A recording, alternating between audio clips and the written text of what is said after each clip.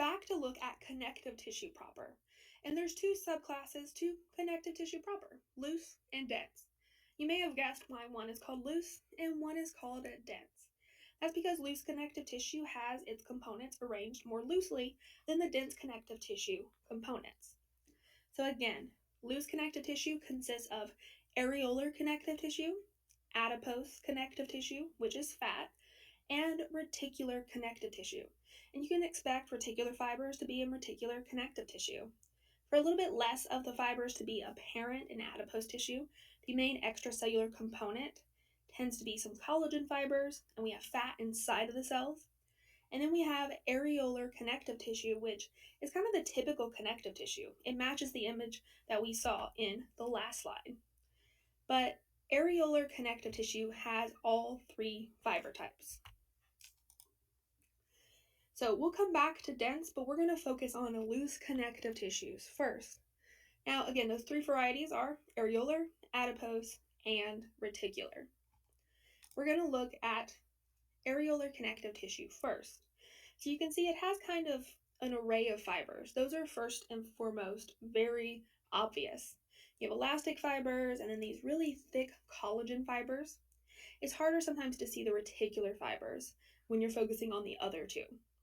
This would be a tissue you could expect to find under epithelial sheets. It's widely distributed under epithelia of the body. It forms the lamina propria, which is under basement membranes, and we tend to see it surrounding and packaging organs and even blood capillaries. It has fibroblast cells as their immature cell and fibrocytes as their mature cell. And so while the location has been given, the function's pretty similar. Wraps and cushions organs, contains immune cells to help kind of destroy pathogens or bacteria and debris, also plays a role because of those immune cells found in this type of tissue in inflammation. It also can hold and convey tissue fluid. This is a vascular tissue. It would have blood vessels. There's also adipose tissue. So in adipose tissue, you might be seeing something that looks kind of just like bubbles. Well, this is actually where we store reserve food fuel. Now, of course, fat can also insulate against heat loss, support and protect organs, but that white space inside of the cells, that's actually going to be a fat droplet. Fat doesn't stain, so it hasn't turned a color when a stain was applied to this tissue. There's actually so much fat inside of these cells that the nucleus has gotten pushed to the side. You can see one of the squished nuclei here in that darker purple. Now, the location tends to be throughout the body, but under the skin, found in the hypodermis, around the kidneys and the eyeballs, within the abdomen and the breast, those are some of the common areas we find a lot of fat. So this is a great example of adipose tissue, even though it looks kind of spacious. It's not really, but its spacious appearance got it put in loose connective tissue proper as a category. Then we have reticular tissue.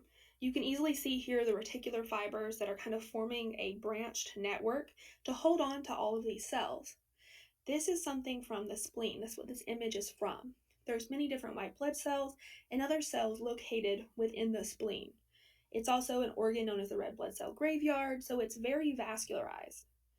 And what reticular fibers are doing for the spleen is forming a soft internal skeleton called the stroma.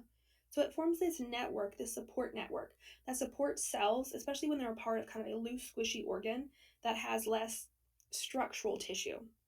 That's the structural tissue of these squishy organs, reticular tissue. And we also find macrophages and other white blood cells, not just lymphocytes, in this tissue.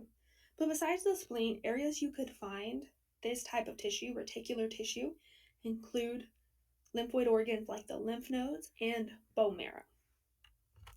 But creates a stroma is a great function to know for reticular tissue. But we can't forget dense connective tissues. These are not going to have nearly as much space, almost none in comparison to the loose connective tissues of connective tissue proper.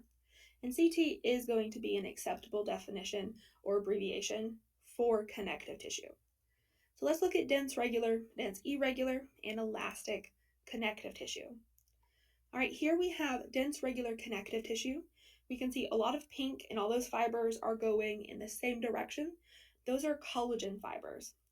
Now, dense regular gets its name because of the regular, kind of more organized arrangement of its collagen fiber.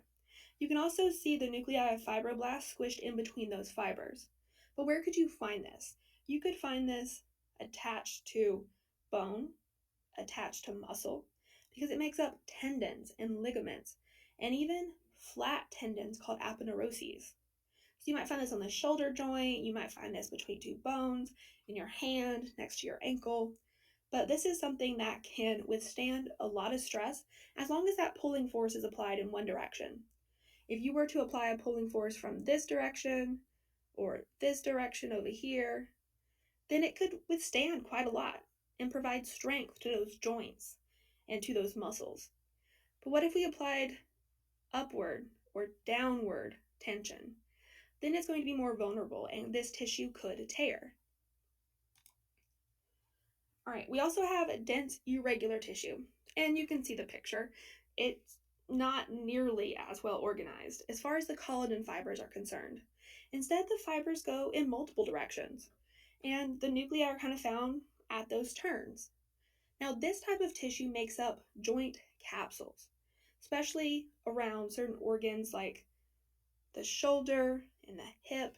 It's also found in the dermis of the skin and the submucosa of the digestive tract, areas where you might have multiple areas of tension.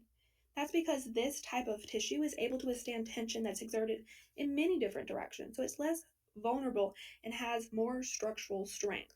So not only is it great for joint capsules, but great for supporting that attachment of skin and digestive viscera to surrounding structures.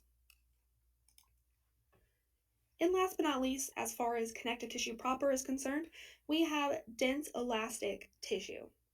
Now, this is a very regular connective tissue with elastic fibers all kind of going in the same direction. These elastic fibers are stretchy. They can stretch and then go back to their original shape. If you kind of use your imagination, they kind of look like cut open rubber bands, just laid out all together. This particular sample comes from the aorta, which is one location for elastic connective tissue. Its function is to allow for passive recoil of both the aorta and large blood vessels, and also the lungs. So it allows for something to expand, but not stay in that expanded space. It instead will be able to recoil back down to its smaller volume. So that stretch and recoil to maintain pulse in blood vessels and breathing for our lungs is a great function and a very important one for elastic connective tissue. In case you missed it, locations include walls of large arteries, also in the bronchial tubes and around the lungs in general, but you can also find it in certain ligaments and the vertebral column, and there it also allows for some elasticity. All right, next we're going to be looking at cartilage. And there are three types of cartilage: hyaline, elastic, and fibrocartilage. And in general, we would say cartilage can withstand tension and compression. It's going to be a very dense connective tissue. It generally hangs out around bone. And I can say that all cartilages are avascular, does not have blood vessels going to it. Instead, the chondrocytes, or the cells of cartilage, just like epithelial cells, have to get their nutrients via diffusion. But unlike epithelia, which has nerves, is innervated, cartilage is not innervated. It lacks nerve fibers. And where we receive nutrition from or for cartilage is in the perichondrium. That is a surrounding structure of dense regular connective tissue that is always near cartilage. It's kind of a girdle that supports that connective tissue. Now, the types of cells I can expect to find in cartilage are chondroblasts and chondrocytes. Chondroblasts being the immature cells that secrete the extracellular matrix of cartilage, and chondrocytes being those that are trapped in lacunae, just kind of monitoring and maintaining that matrix. Both can exist at the same time, but one cannot be the other in a split second. There would be some processing that needs to happen. And keep in mind that as we age, cartilage can calcify or even ossify because of calcium salts being laid down into it incorrectly. Now, these are the three types of cartilage again that we're going to look at: hyaline, elastic, and fibrocartilage. These are a couple of facts you need to know. Hyaline cartilage is the most abundant. That is the most abundant type of cartilage in the body. So if there was a question that said, which one of the following was the most abundant type of cartilage in the human body? Your answer is hyaline cartilage. Sometimes it's considered the gristle of the body. It does appear kind of like stained glass, kind of a bluish glass, and it's found along the axis of the body. So kind of go down the midline of your body and point to your nose, your windpipe, which is your trachea, your larynx or voice box, and also the cartilage that attaches your ribs to your sternum, also in that front. But we also find hyaline cartilage at the ends of long bones and in the embryonic skeleton. All bones were, for the most part, I can say all bones were once hyaline cartilage, and then they got turned into bone. And if I wanted to be really specific, all long bones were hyaline cartilage before they turned into bone. There's also elastic cartilage, not as abundant in the body, similar to hyaline, but instead of just a bluish kind of glass-like appearance, in between the cells and the lacunae, there are elastic fibers, hence its name. And the locations for elastic cartilage also start with E, like elastic cartilage, because we find it in the ears and the epiglottis. Now, you probably know what the ears are, but what if you have no idea what the epiglottis is?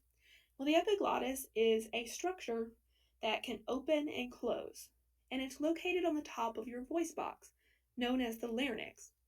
The reason it would close is to allow food to go into your esophagus instead of into your windpipe. So that's where you would find the epiglottis, on top of your larynx. And then we have fibrocartilage, which has a lot of dense fibers. Probably appears, and we'll see an image, more fibrous than any of the other types of tissue. Not that hyaline cartilage doesn't have fibers, it has plenty of collagen. But we can actually see them when you stain fibrocartilage a bit more. This is a very strong type of cartilage. Fibrocartilage is found in areas such as in between your vertebrae, between at the front of your pubic bones, so of your hip bones, at the pubic symphysis, and also between or at your knee, between the tibia and the femur. But let's take an actual look at these cartilages. So here's hyaline cartilage. You can see not a lot of fibers apparent. It just kind of looks like one solid color, at least in the background, of kind of that purple blue. Well, that's actually made up of many different collagen fibers. But what we're seeing is this space that contains a cell. The space is a lacuna, and the cell is a chondrocyte. Here's where the cartilage would be, called the costal cartilage, that connects your ribs to your sternum. And this is hyaline cartilage, but if we say costal cartilage, we know it's the hyaline cartilage that connects your ribs to your sternum. So again, that's another term that's just a little bit more specific. It's also found in your nasal cartilage, in your trachea, in your larynx, and it's found at the ends of long bones and in the embryonic skeleton. Again, a lot of that axis of the body has hyaline cartilage, but we can't forget the rest of the body as well. It's great at support and cushioning and reinforcing, and it can resist compressive stress. So it makes sense that it's located between joints that take on a lot of pressure from us moving about in our environment and gravity. So it has chondroblasts and chondrocytes, and the chondrocytes are the one you see here in those lacunae. We're not going to see the lacunae disappear. Here we can actually see them a little bit better because the elastic fibers that are in the matrix between the lacunae for elastic cartilage almost highlight them. But there's still chondrocytes that are locked in the lacunae. You'd expect to find chondroblasts more on the outside of a structure that is already formed cartilage. The locations for elastic cartilage again are the epiglottis and the ear is sometimes called the pinna. Now, when we have similar functions for this cartilage compared to hyaline cartilage, we want to add to it great flexibility. Because think of your ear. You can bend it and then it goes back into its original shape. So this allows for great flexibility in the structures where we find it. And then last but not least, we have fibrocartilage. Fibrocartilage, again, looks the most fibrous. It also has collagen fibers, but they're in kind of different levels of thickness.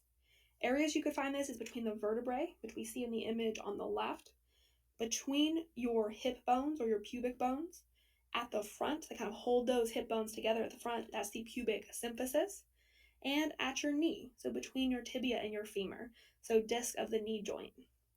So those are just some of the areas, and again, similar function to hyaline cartilage, elastic cartilage. So tensile strength, cushion, able to absorb compressive shock. But the strength of this tissue is a little bit more than hyaline. All right, and then we're going to finish up this video looking quickly at bone. Bone is also known as osseous tissue. It's going to be very protective and supportive. Think of how it protects your heart and your lungs because we have a rib cage that sits outside of that. We're also going to see that bone throughout the body provides support for body structures and other organs. Bone can also store fat and calcium. It can also store blood cells. That's actually where blood cells are made. We actually say hematopoietic tissue or blood generating tissue is in bone, in red marrow. So it stores not only calcium, but collagen and fat and blood cells. Its cells include osteoblasts and osteocytes. Again, the blasts are building cells that produce the matrix, and the cytes are mature cells maintaining the matrix. Because all bone was at least mesenchymal tissue, kind of early connective tissue, or hyaline cartilage before it turned to bone, we're going to find that all of the osteocytes still reside in those cup-like structures we saw in cartilage called lacunae. We're going to focus mainly on compact bone, which is a very dense type of bone. And that's going to be made up of osteons, which are structural units for compact bone. Unlike hyaline cartilage, bone is very vascularized. It has a lot of blood vessels. So in turning cartilage to bone, there's some type of nutrition shift in order to provide it with blood vessels. Not only does bone have blood vessels, it also has nerves. It's not only supportive and protective, it provides levers for muscles to act on, stores minerals like calcium and phosphate, and plenty of other things, including fat. Remember, the red bone marrow is inside of blood, so it's the site for blood cell formation called hematopoiesis. You can see that spelled here. And here we see an example of the humerus, or your upper arm bone. And so that's an example of a long bone because it's longer than it is wide. And if we were to kind of cut it in half and take a look at the outside of it, where compact bone is located, we would see multiple structures that kind of look like tree trunks or tree rings on a tree trunk. They would have a central canal where you would have blood vessels and nerves and other structures, and they would have many rings. The rings are called lamella. The dark dots are actually the lacuna where we would find osteocytes. And again, that center dark spot is the central canal. The whole circular structure is called an osteon. And we see multiple osteons, but there's some that are not complete. They're kind of in between the osteons. Those are still parts of bone called interstitial lamella. If we were to also zoom out, there would be rings going around this area of compact bone. It would go around the circumference of the bone, and that would be called circumferential lamella. So you'll learn more about that when you actually talk about bone in later chapters. And then blood is going to be our next connective tissue that we look at, and we'll kind of finish up with connective tissue and lead into the next tissue type after we get done with this video.